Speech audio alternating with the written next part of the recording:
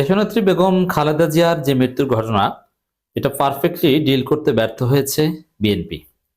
খালেদা জিয়া তার অন্তিম যাত্রায় যে বিরল সম্মাননা পেয়েছেন, পুরো বিশ্ববাসীর যে ভালোবাসা পেয়েছেন, এটা খালেদা জিয়ার ব্যক্তিগত অ্যাচিভমেন্ট। সকল ভুল ত্রুটির ঊর্ধ্বে খালেদা জিয়াকে এই পৃথিবী সর্বোচ্চ সম্মানের সাথে বিদায় দিয়েছে। কিন্তু বিএনপি মোটেও সঠিকভাবে ডিল করতে পারেনি।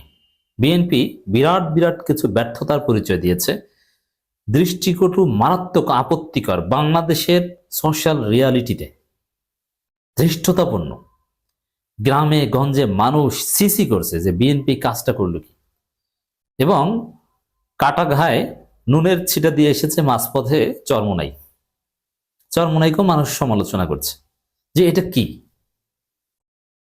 তো দর্শক, এমনিতেই খালেদা জিয়ার মৃত্যু প্রথম দিকে জনগণের মধ্যে ওরকম সারা জাগায়নি, কারণ বিএনপির ভুলের কারণে মানুষ একটা ভুল বিশ্বাস করত যে খালেদা জিয়া আগেই মারা গেছেন, এখন জাস্ট ঘোষণা দেওয়ার বাকি। কিন্তু আসলে খালেদা জিয়া আগে মারা যাননি, যখন মারা গেছে তখনই ঘোষণা দেওয়া হয়েছে, ইটস ট্রু।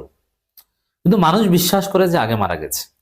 এখন মানুষের পারসেপশন তো আপনি গায়ের জোরে দূর করে দিতে পারবেন না। এবং বিএনপির লোকজন দেখলাম, রফিকুল্লাহ আফসারী, মুহাদ্দিস রফিকুল্লাহ আফসারী নামের এক জনপ্রিয় বক্তা আলেমীদিন, তাকে হত্যার হুমকি দিচ্ছে যে তার গাড়ি থাকবে কিন্তু রফিকুল্লাহ আফসারী থাকবে না। কিন্তু বাস্তবে রফিকুল্লাহ আফসারী না, এদেশের 95% প্লাস মানুষ ইনক্লুডিং বিএনপি বিশ্বাস করে বা করত যে খালেদা জিয়া আগেই মারা গেছেন। এখন জনগণের এই ভুল ধারণা দূর করার জন্যে বিএনপি কিছুই করতে পারেনি। শেষ পর্যন্ত জামাত শিবিরপন্থী ডাক্তাররাই দেখলাম ব্যাখ্যা দিয়ে জনগণকে বুঝিয়েছে যে না, মারা গেলে এইভাবে আইসিইউতে রাখা যায় না, আর তার লাশ ফ্রিজিং করে রাখা হয়েছিল, বা বিষয়টা এরকম নয়। আর বিএনপি তো ক্ষমতায় নেই, তারা চাইলেও এত সিক্রেসি মেনটেন করতে পারতো না। আসলে খালেদা জিয়া কোনো রকম জীবিত ছিল, যখন মারা গেছে তখন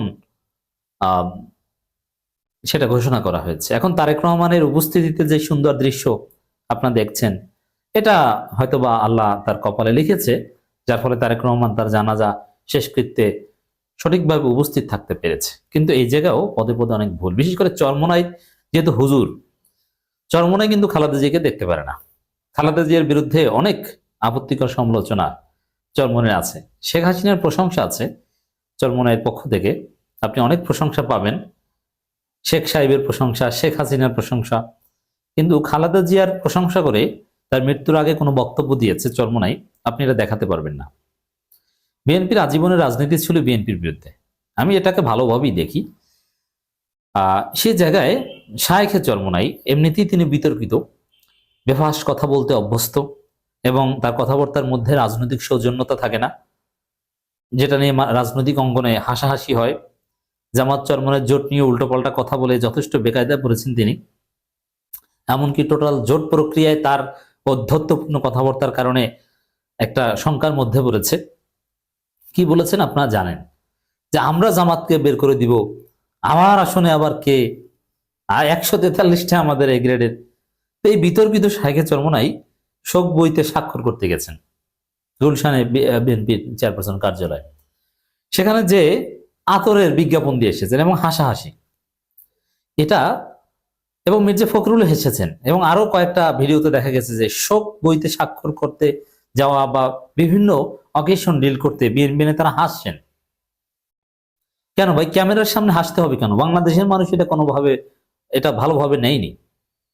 আপনার হাসা জায়েজ, শরীয়তে এটা না জায়েজ কিছু না, যেহেতু আপনার বাবা মা মারা যায়নি। কিন্তু গ্রামে গঞ্জে যার আত্মীয় স্বজন মারা যায়, বাবা মা বাদ দিলাম, তার সন্তান বা আত্মীয় স্বজন হাসাহাসি করবে, জনগণ পিছা মারে। তাতে পিছা বুঝেন, যাদের বাড়ি বরিশালে তাদেরকে জিজ্ঞেস করবেন।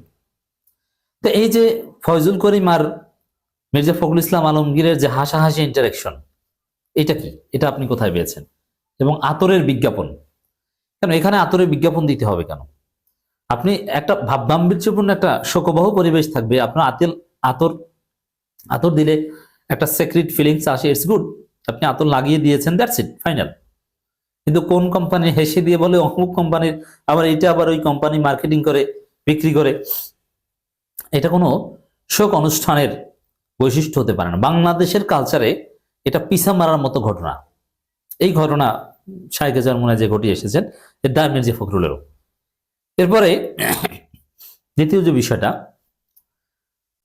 Tarique Rahman from the beginning to end, এর মানে মারা যাওয়া থেকে শুরু করে একদম দাফন পর্যন্ত সাদা শার্ট, কখনো কালো ব্লেজার এবং প্যান্ট পরা ছিলেন। এক সেকেন্ডের জন্য একটা পাঞ্জাবি, একটা টুপি তার গায়ে মাথায় শোভা পায়নি। বাংলাদেশ এটা ভালোভাবে নেয় না। This is Bangladesh. Pant, Tarique Rahman যে ড্রেসে ছিলেন ওই ড্রেসে পরে, ওই ড্রেসে থাকা অবস্থায় জানাজা পড়ানো জায়েজ, কিন্তু বাংলাদেশি মুসলমান হিসেবে অ্যাটলিস্ট শেষকৃত্যে আপনি একটা পাঞ্জাবি গায়ে দিবেন, একটা পাজামা থাকবে। সবচাইতে ভালো হয় যদি সাদা পাঞ্জাবি পাজামা থাকে, অথবা কালো পাঞ্জাবি, শোকের প্রতীক, সাদা পাজামা, মাথায় একটা টুপি। তো তারেক রহমানের কি কোনো টুপি নাই? তার ওই সাদা শার্ট আর টুপি ছাড়া চলতে হয়েছে? মানে এটার পিছনে কোনো রাজনীতি আছে কিনা? ভারত আবার মৌলবাদী বলে টলে কিনা? ভারত তারেক রহমানের ওই ছবি মার্কেটিং করে কিনা? এই যে দেখো তারেক রহমানও তো মৌলবাদী টুপি মাথায় দেয়, এইসব ভয় আছে কিনা? নইলে আপনি কেন টুপি পরেন না?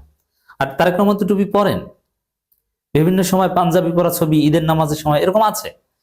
তারেক রহমানের জীবনে খালেদা জিয়ার জানাজার চাইতে শ্রেষ্ঠ কোনো অকেশন তার জীবনে থাকতে পারে না।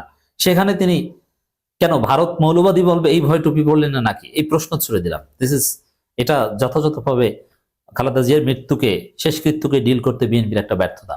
বাংলাদেশ এটা ভালোভাবে নেয়নি, এলিট ক্লাস এটা নিয়ে ভাবে না, কিন্তু সাধারণ মুসলমানরা, আমাকে অনেকে প্রশ্ন করেছে এর কি একটা টুপি নাই?